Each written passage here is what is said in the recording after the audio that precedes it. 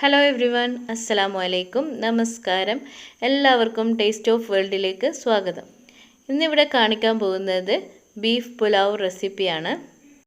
അതിനുവേണ്ടി ഞാനിവിടെ ഒരു കുക്കർ എടുത്തിട്ടുണ്ട്. ബീഫ് വേവിച്ചെടുക്കാൻ വേണ്ടിയിട്ടാണ്. ഇതിലേക്ക് ഞാനിപ്പോൾ ഇവിടെ എടുത്തിട്ടുള്ളത് 1 കിലോ ബീഫാണ്. 3 ടേബിൾ സ്പൂണോളം മല്ലി, പൊടിക്കാത്ത മൂവൻ മല്ലി ചേർത്ത് കൊടുക്കാം. ഇതിലേക്ക് 2 ടേബിൾ സ്പൂണോളം പെരുംജീരകം ചേർത്ത് കൊടുക്കാം.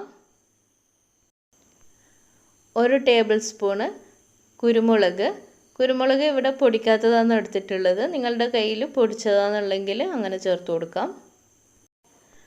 ഗ്രാമ്പു 6 എണ്ണം, ഏലക്ക 7 എണ്ണം ചേർത്ത് കൊടുത്തിട്ടുണ്ട്. 2 കഷ്ണം കറുവപ്പട്ട. ഞാനിവിടെ ചെറുതായതുകൊണ്ടാണ് 2 വെളുത്തുള്ളിയുടെ കൂടെ എടുത്തിട്ടുള്ളത്. നിങ്ങളുടെ കയ്യിൽ ഒന്ന് വലുതുണ്ടെങ്കിൽ ഒന്ന് ചേർത്ത് കൊടുത്താൽ മതി. 2 കഷ്ണം ഇഞ്ചി, 1 സവാള അരിഞ്ഞത്. ഇവിടെ ഞാനിപ്പോൾ 8 പച്ചമുളക് എടുത്തിട്ടുണ്ട്. ഇത് കുറച്ച് നല്ല എരിവുള്ള പച്ചമുളക് തന്നെയാണ്. നിങ്ങളുടെ കയ്യിൽ എരിവില്ലാത്തതാണെങ്കിൽ കുറച്ച് അധികം എടുക്കാം.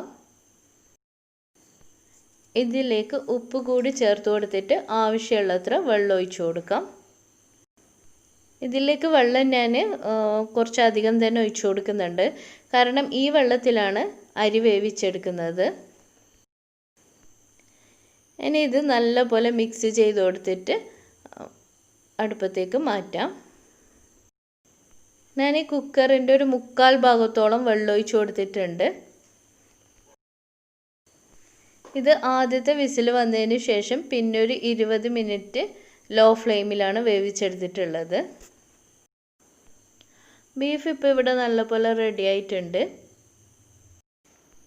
ഇനി ഇതിൽ നിന്ന് ബീഫ് മാറ്റിയെടുക്കുന്നുണ്ട്. ഞാൻ ബീഫ് ഫുള്ളായിട്ട് മാറ്റി കൊടുത്തിട്ട് ഇതിൻ്റെ വെള്ളം ഒന്ന് അരിച്ചെടുത്ത് വെക്കണം. ഈ ചാനൽ ആദ്യമായിട്ടാണ് കാണുന്നതെങ്കിൽ പ്ലീസ് ഒന്ന് സബ്സ്ക്രൈബ് ചെയ്യുക. അതിനടുത്തുള്ള ബെല്ലൈക്കൺ കൂടി ക്ലിക്ക് ചെയ്യുക. അതിൽ ഓൾ എന്ന ഓപ്ഷൻ സെലക്ട് ചെയ്യുക. അപ്പോൾ ഞങ്ങൾ അപ്ലോഡ് ചെയ്യുന്ന എല്ലാ വീഡിയോസിൻ്റെയും നോട്ടിഫിക്കേഷൻ കിട്ടുന്നതായിരിക്കും. ബീഫ് ഇപ്പോൾ ഇവിടെ ഫുള്ളായി മാറ്റിയെടുത്തിട്ടുണ്ട്. ഇനി ഇത് മാറ്റി വെക്കാം. ഇനി ഈ വെള്ളം ഒന്ന് അരിച്ചെടുത്തിട്ട് ആ വെള്ളമാണ് ഞങ്ങൾക്ക് വേണ്ടത് ചോറ് വെക്കാനായിട്ട്. വെള്ളം ഞാനിവിടെ അരിച്ചെടുത്തിട്ടുണ്ട്. ഇനി ഇത് മാറ്റി വെക്കാം. ചോറ് വെക്കാനായിട്ട് ഞാനിവിടെ ഒരു പാത്രം ചൂടാക്കാൻ വെച്ചിട്ടുണ്ട്. ഇതിലേക്ക് ഓയിൽ ഒഴിച്ച് കൊടുക്കാം. ഇതൊരു 1/2 കപ്പോളം ഓയിൽ എടുത്തിട്ടുണ്ട്.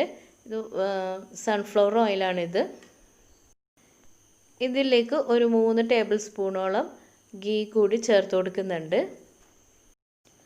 ഈ ഓയിലും ഗീയൊക്കെ ചൂടായി തുടങ്ങുമ്പോൾ ഇതിലേക്ക് ഒരു 5 സവാള അരിഞ്ഞത് ചേർത്ത് കൊടുക്കുന്നുണ്ട്. ഒരു 5 സവാള ഇവിടെ മീഡിയം സൈസിലുള്ളതാണ് എടുത്തിട്ടുള്ളത്. ഇത് നല്ലപോലെ വഴറ്റി കൊടുക്കണം. ഒരു ഗോൾഡൻ ബ്രൗൺ കളർ ആവുന്നത് വരെ വഴറ്റി കൊടുക്കണം. സവാള ഇപ്പോൾ റെഡി ആയിട്ടുണ്ട്. ഇനി ഇത് കോരി മാറ്റി വെക്കാം. സവാള ഫുൾ കോരി മാറ്റി കഴിഞ്ഞാൽ അതിലേക്ക് ഗരം മസാല ചേർത്ത് കൊടുക്കാം.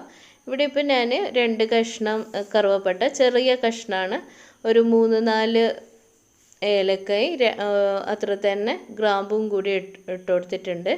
അതിലേക്ക് നമ്മൾ നേരത്തെ മാറ്റി വെച്ച ബീഫ് കൂടി ചേർത്തിട്ട് നന്നായി വഴറ്റിയെടുക്കാം.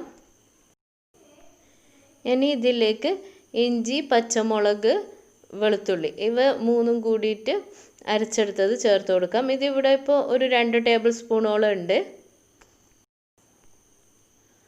ഇപ്പോൾ എണ്ണം പറയാനാണെങ്കിൽ പച്ചമുളക് ഒരു 6-7 എടുത്തിട്ടുണ്ട്. ഇഞ്ചി 2 കഷ്ണം, വെളുത്തുള്ളി കുറച്ച്, ഒരു കൂട് വെളുത്തുള്ളി എടുത്തിട്ടുണ്ട്. അതൊന്ന് നന്നായി അരച്ചെടുത്തിട്ടുള്ളതാണ്.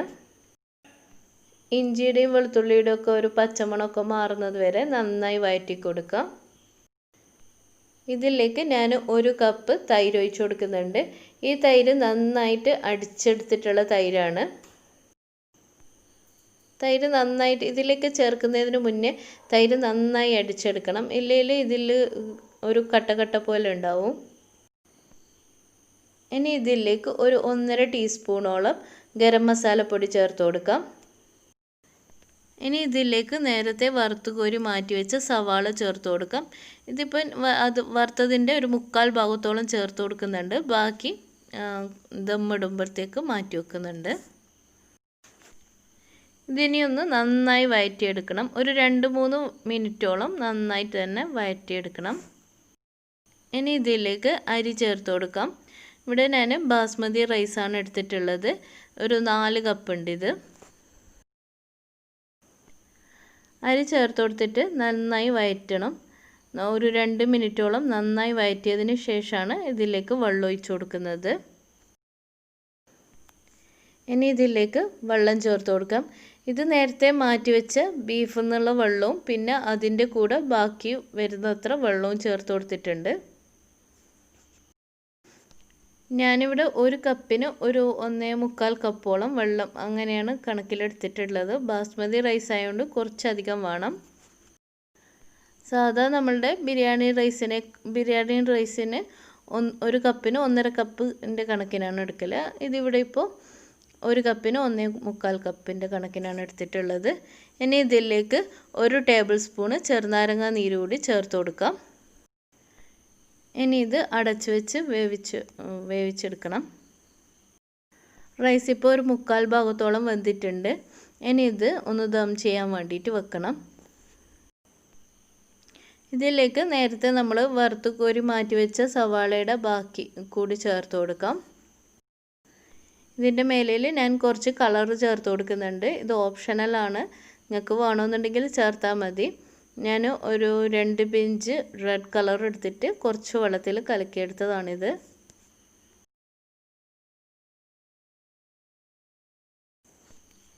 ഇനി ഇതുപോലെ ഒരു പഴയ ദോശക്കല്ലോ തവയോ വെച്ചിട്ട്, ഇതുപോലെ പത്തിരി തവയോ അങ്ങനെ എന്തെങ്കിലും വെച്ചിട്ട് അതിൻ്റെ മേലേൽ ഒരു 15 മിനിറ്റോളം ദം ചെയ്യാൻ വേണ്ടി വെക്കാം. ഇവിടെ ഇപ്പോൾ റൈസ് നല്ലപോലെ റെഡിയായി വന്നിട്ടുണ്ട്. ഇനി ഇത് മെല്ലെ ഒന്ന് ഇളക്കി കൊടുത്തിട്ട് സെർവ് ചെയ്യാം. നല്ല ടേസ്റ്റി ആയിട്ടുള്ള ബീഫ് പുലാവ് ഇവിടെ റെഡി ആയിട്ടുണ്ട്. എല്ലാവരും ഒന്ന് ട്രൈ ചെയ്ത് നോക്കുക. നിങ്ങളുടെ സജഷൻസ് ഞങ്ങൾക്ക് കമൻറ്റ് ചെയ്യുക. ഈ വീഡിയോ ഇഷ്ടപ്പെട്ടിട്ടുണ്ടെങ്കിൽ ലൈക്ക് ചെയ്യുക, ഷെയർ ചെയ്യുക. നിങ്ങളുടെ ഫ്രണ്ട്സിനും റിലേറ്റീവ്സിനും ഒക്കെ ഒന്ന് ഷെയർ ചെയ്ത് കൊടുക്കുക. അപ്പോൾ മറ്റൊരു വീഡിയോയുമായി വരുന്നത് വരേക്കും ബൈ ബൈ.